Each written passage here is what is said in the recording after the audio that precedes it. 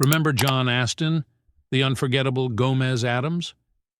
He was a staple on our screens, from the spooky charm of The Addams Family to his many guest roles in beloved TV shows. But over the years, Astin stepped away from Hollywood's hustle and bustle. What happened? It turns out a mix of personal scandals, evolving career choices, and a passion for teaching drew him in new directions. Let's dive into the story of why you don't see John Astin anymore, and how he found joy outside of fame. John Astin was born on March 30th, 1930, in Baltimore, Maryland, to scholarly parents. His father, Dr. Allen Varley Astin, was the director of the National Bureau of Standards, now known as the National Institute of Standards and Technology.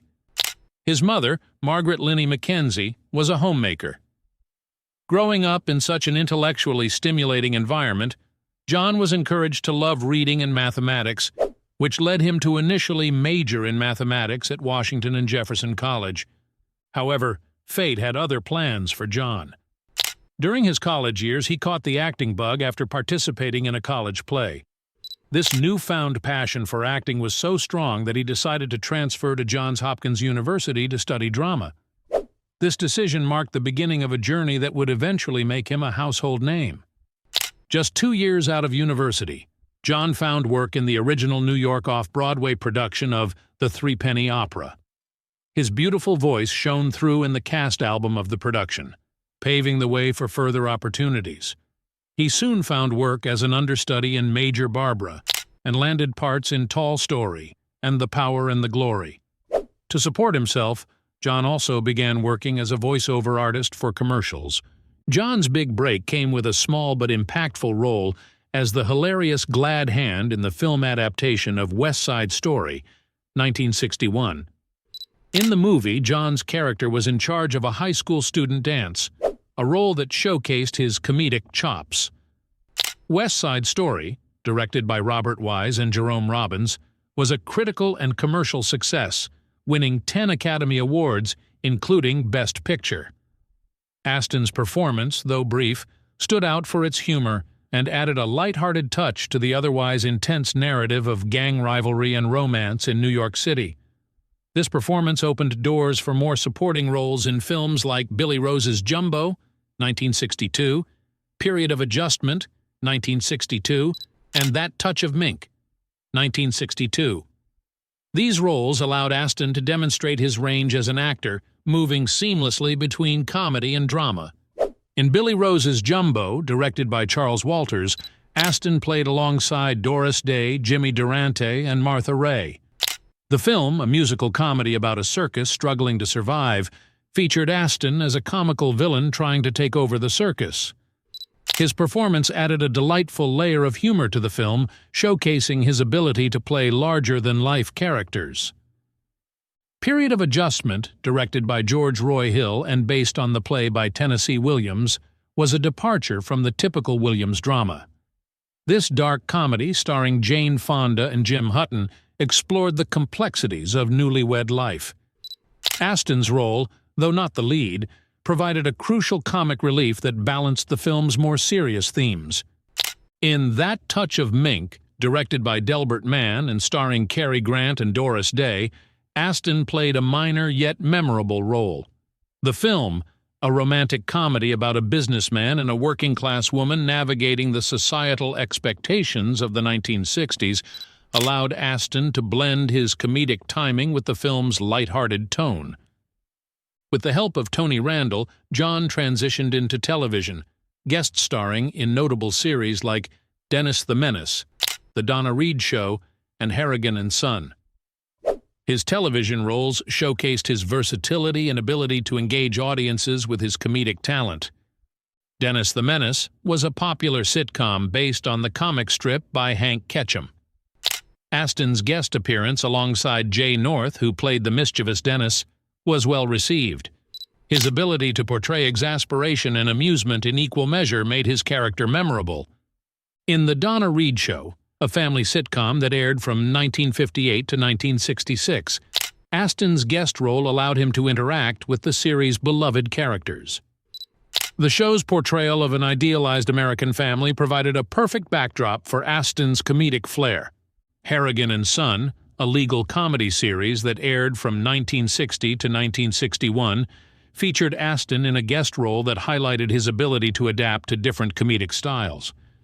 The show, centered around a father-son lawyer team, allowed Astin to play off the dynamic between the two leads, adding to the show's humor. While John Astin's early career was filled with promising roles, it was his portrayal of Gomez Addams in The Addams Family that truly catapulted him to stardom. The series, which ran from 1964 to 1966, was an adaptation of Charles Addams's cartoons about an eccentric family with unconventional beliefs. As the head of the Addams family, Gomez was a man-child who loved toys and adored his cold-looking wife Morticia to an impossible degree. John's portrayal of Gomez's passionate love for Morticia, especially their sultry on-screen moments, broke the mold of TV series that typically avoided references to sex. The Addams Family, created by David Levy and produced by Nat Perrin, was groundbreaking in its depiction of a family that embraced their uniqueness. Gomez Addams, with his maniacal energy and unwavering affection for Morticia, became an iconic character. The chemistry between Astin and Carolyn Jones, who played Morticia, was palpable and added depth to the show's humor. Their on-screen romance, filled with playful banter and physical affection, was ahead of its time, challenging the conservative norms of 1960s television. With his energetic and comic acting skills, John made these portrayals funny and endearing, ensuring the audience laughed rather than reacted negatively. His splendid performance as Gomez Addams kept him in the hearts of fans even after the Addams Family show ended. John continued to be associated with the franchise, returning for the NBC TV movie Halloween with the new Addams Family in 1997, and voicing Gomez in the animated series, earning a Daytime Emmy nomination for his performance. When the Addams Family returned as the new Addams Family in 1998, John played Grandpa Addams, further cementing his connection to the beloved series. Despite being best known for his role as Gomez Addams, John Astin showcased his versatility in various roles throughout his career. After The Addams Family, he returned to guest-starring roles, gaining popularity but struggling to find consistent success on the silver screen. However, his love for acting kept him content with whatever roles he received. One notable role was that of the Riddler in the early episodes of the second season of Batman. John stepped in when the original Riddler actor, Frank Gorshin, left the series. Batman, known for its campy style and vibrant characters, was a perfect fit for Astin's talents. As the Riddler, he brought a unique blend of menace and humor to the character, making his portrayal memorable even in the shadow of Gorshin's iconic performance. Astin eventually left the show when Gorshin returned, but his contribution to the series remains a highlight of his career. Another memorable role was in the TV movie Western comedy Evil Roy Slade, where John played a villain who falls for a schoolteacher and has to deal with a sheriff out to get him. The film's silly yet entertaining nature made it a cult classic, allowing John to work with Hollywood legends like Mickey Rooney. Directed by Jerry Paris, Evil Roy Slade was a parody of Western tropes, and Astin's performance as the titular character showcased his ability to balance humor with a touch of pathos. Roy Slade, an orphan raised by buzzards, becomes a notorious outlaw with a soft spot for a schoolteacher, played by Pamela Austin. The film's humor was broad, with slapstick gags and witty dialogues that allowed Astin to shine. John also played Angus Pruitt in The Pruitts of Southampton, which later became The Phyllis Diller Show in its second season. His performance as Commander Matthew Sherman in the series Operation Petticoat, based on the 1959 film of the same name, was another highlight. In this series, he was responsible for transporting Army nurses in a pink naval submarine, leading to many comedic situations. Operation Petticoat, produced by Universal Television, was a sitcom that aired from 1977 to 1979. It was based on the 1959 film directed by Blake Edwards and starred Cary Grant and Tony Curtis. The TV adaptation featured John Astin as Lieutenant Commander Matthew Sherman, reprising the role played by Cary Grant in the film. The series followed the misadventures of the crew of the submarine USS Sea Tiger during World War II, focusing on the challenges they faced while transporting a group of nurses. Astin's portrayal of Sherman was both humorous and endearing. The character's struggle to maintain order and discipline on a submarine filled with unpredictable characters provided ample opportunities for comedic situations. The series' unique setting and mix of military and medical personnel created a backdrop for Astin to showcase his comedic timing and ability to handle physical comedy. Despite its relatively short run, Operation Petticoat remains a beloved series among fans of classic TV comedies. John Astin's talents weren't limited to acting. He wrote, directed, and produced Prelude, a short comedy film about a handyman who finds comfort in the grocery section of a local supermarket.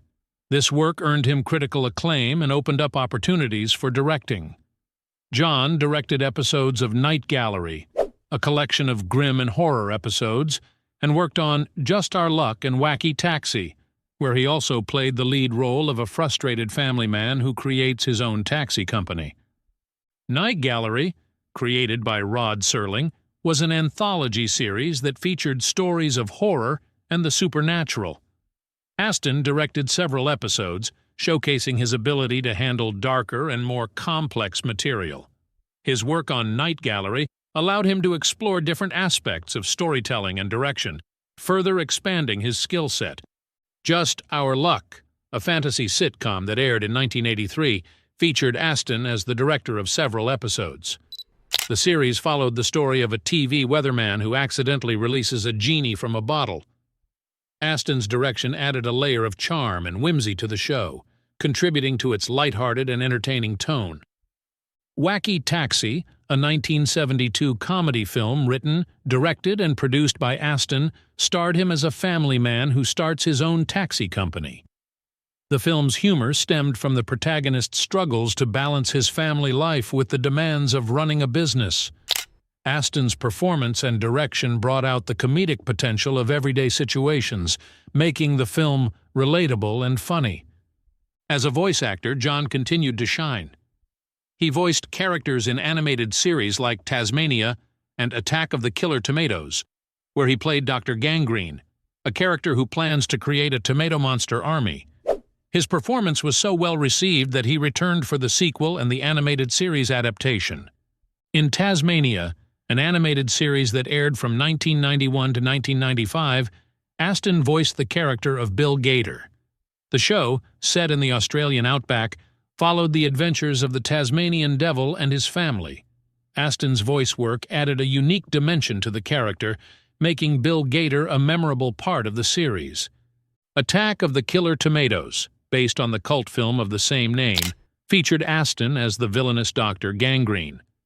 The series, which aired from 1990 to 1991, was a parody of horror and science fiction tropes. Astin's over-the-top performance as Dr. Gangrene, a mad scientist with a plan to take over the world using mutated tomatoes, was a highlight of the show. His ability to bring humor and charisma to the character made Dr. Gangrene one of the most memorable villains in animated television. John also played the judge, the ghost of an old cowboy, in The Frighteners, directed by Peter Jackson. His collaboration with Jackson led to the esteemed director casting John's son, John Astin, in one of his films, demonstrating the strong relationship between them and highlighting Sean's inherited acting talents. The Frighteners, released in 1996, was a horror comedy film directed by Peter Jackson. The film starred Michael J. Fox as Frank Bannister, a psychic investigator who can see and communicate with ghosts. John Astin played Judge, an old cowboy ghost who assists Bannister in his investigations. Astin's performance added a layer of humor and heart to the film, making Judge a beloved character among fans. Astin's collaboration with Peter Jackson also paved the way for his son, Sean Astin, to work with the director. Sean, known for his roles in The Goonies and Rudy, was cast in Jackson's epic The Lord of the Rings trilogy. Sean's portrayal of Samwise Gamgee, Frodo Baggins' loyal companion, earned him critical acclaim and further solidified his status as a talented actor. The father-son duo's relationship with Jackson is a testament to the strong bonds formed through their shared passion for storytelling and acting. John Astin's personal life was as eventful as his professional career. He was initially married to Suzanne Hahn, with whom he had 3 boys. However, during this marriage, John allegedly had an affair with co-star Patty Duke, leading to a scandalous relationship that resulted in the birth of Sean Astin. Patty Duke was involved with 3 men around the same time, causing confusion about Sean's paternity. Initially, it was assumed that John was Sean's father, and he adopted the boy, forming a strong bond with him. Years later, Patty Duke made a stunning confession to Sean, revealing that John might not be his biological father. This revelation led Sean to form a relationship with another potential father, Desi Arnaz Jr. However, a DNA test later revealed that Michael Tell, Patty Duke's short-term husband, was Sean's biological father. Despite the complicated paternity drama, Sean maintained relationships with all 3 men, feeling closest to John Astin. Patty Duke's relationships were the subject of much media attention, adding to the scandal surrounding Sean's paternity. Her brief marriage to Michael Tell, lasting only 13 days, was one of the shortest in Hollywood history. The confusion about Sean's fatherhood was compounded by Duke's previous relationship with Desi Arnaz Jr., the son of Lucille Ball and Daisy Arnaz. The media frenzy surrounding these relationships created a challenging environment for Sean as he grew up. Despite the scandal, John Astin remained a loving and supportive father to Sean. Their bond, forged through shared experiences and mutual respect, remained strong over the years. John also maintained a close relationship with his other children from his first marriage, demonstrating his commitment to family despite the complexities of his personal life. John's second marriage to Patty Duke eventually ended in divorce, but he found lasting happiness with his third wife, Valerie Ann Sandoval. The couple has been together for over 3 decades, exemplifying the stability and love that eluded John in his earlier relationships. Valerie's support and understanding have been instrumental in John's later years, providing a sense of peace and contentment. Despite the scandals and challenges, John Astin embraced his career and legacy with gratitude. In interviews, he expressed appreciation for the opportunities he had, highlighting the hundreds of TV shows and movies he participated in. Beyond his acting career, John dedicated himself to shaping the next generation of actors and actresses. He served as one of the directors of the Columbia Center for Theatrical Arts in Columbia, Maryland, and was a director of the Writers Guild of America for 4 years. His most significant off-screen work was at Johns Hopkins University, where he led the Theater Arts and Studies department. John, before retiring from his teaching role, was passionate about helping the university make theater a major for undergraduates. He worked tirelessly to create the Astin Fund to support this goal, sharing his gift with those interested in the craft. John's dedication to teaching was evident in his interactions with students. He was known for his approachable demeanor and willingness to share his wealth of knowledge and experience. Students admired him not only for his professional achievements, but also for his genuine interest in their growth and development. His classes were often filled with anecdotes from his career, providing a unique and enriching learning experience. As a professor at Johns Hopkins University, John played a pivotal role in developing the Theater Arts and Studies program. He believed in the transformative power of theater and sought to instill this belief in his students. His efforts to establish the Astin Fund were driven by a desire to create opportunities for young actors to explore their talents and pursue their dreams. John's work at the Columbia Center for Theatrical Arts also highlighted his commitment to nurturing young talent. The center, founded by Toby Orenstein in 1972, has been a hub for theatrical education and performance in the Maryland area. John's involvement with the center allowed him to contribute to the local arts community and inspire the next generation of performers. As John Astin transitioned into the later stages of his career, he found fulfillment in teaching and guiding the next generation of actors. His role at Johns Hopkins University was not just a job but a passion project. He believed in the power of theater and its ability to transform lives.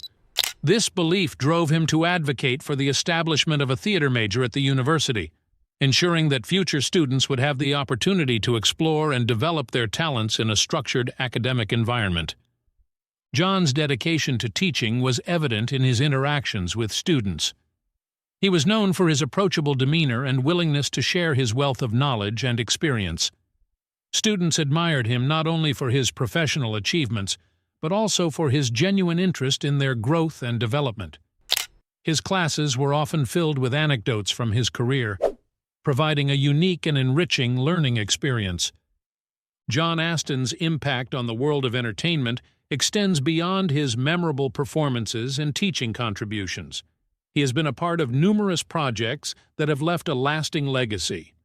One such project is the animated series The Addams Family, where he voiced Gomez Addams.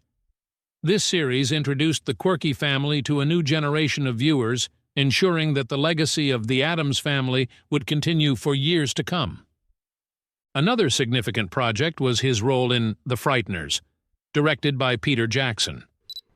This film showcased John's ability to take on diverse roles, further solidifying his reputation as a versatile actor. His performance as the judge, a ghostly old cowboy, added a unique flavor to the film and was well received by audiences and critics alike. John's work in the animated series Tasmania and the Attack of the Killer Tomatoes franchise also highlighted his talent as a voice actor, his ability to bring animated characters to life. With his voice added another dimension to his already impressive career. These roles demonstrated his versatility and commitment to his craft, regardless of the medium. Despite the ups and downs of his career, John Astin has always maintained a positive outlook. In interviews, he often reflects on his journey with gratitude, acknowledging both the challenges and triumphs.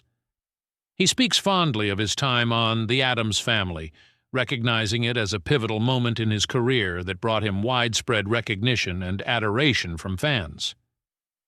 John also appreciates the opportunities he had to work with other talented actors and directors. Collaborations with figures like Peter Jackson and the cast of West Side Story are highlights of his career that he cherishes. These experiences not only honed his skills, but also enriched his understanding of the entertainment industry. Family has always played a crucial role in John Astin's life. Despite the scandals and complexities surrounding Sean Astin's paternity, John has always maintained a close and loving relationship with his son. Sean, who followed in his father's footsteps and became a successful actor, often speaks highly of John and the positive influence he had on his life and career. John's relationship with his other children from his first marriage is also strong. He has always been a supportive and loving father, prioritizing his family despite the demands of his career. This commitment to family is a testament to John's character and values, demonstrating that success in the entertainment industry doesn't come at the expense of personal relationships. Even though John Astin may not be as visible in the public eye as he once was, his influence and legacy continue to inspire both fans and aspiring actors. His dedication to his craft, willingness to embrace diverse roles, and commitment to teaching have left an indelible mark on the world of entertainment. John's story is a reminder that success is not defined by constant visibility or fame. Instead, it is about the impact one makes and the legacy one leaves behind. Through his work on screen, his teaching, and his personal relationships, John Astin has created a lasting legacy that will continue to inspire future generations. John Astin's career and life are a testament to his boundless energy, comedic talent, and dedication to the arts. From his iconic role as Gomez Addams to his numerous guest-starring roles, directing endeavors, and teaching contributions, John left an indelible mark on the entertainment industry. Despite the scandals and personal challenges, he remained grateful for his career and continued to share his passion for acting with future generations. As we reflect on why we don't see John Astin as frequently anymore, it's essential to appreciate the legacy he built and the impact he had on both the screen and the stage. His story is one of resilience, versatility, and a love for the craft that transcends the ups and downs of a life in Hollywood. John Astin's life and career serve as an inspiring reminder of the enduring power of talent, passion, and dedication. He may not be in the spotlight as often these days, but his influence and contributions to the world of entertainment continue to shine brightly. Through his work, he has touched the lives of many, and his legacy will undoubtedly continue to inspire and entertain for generations to come.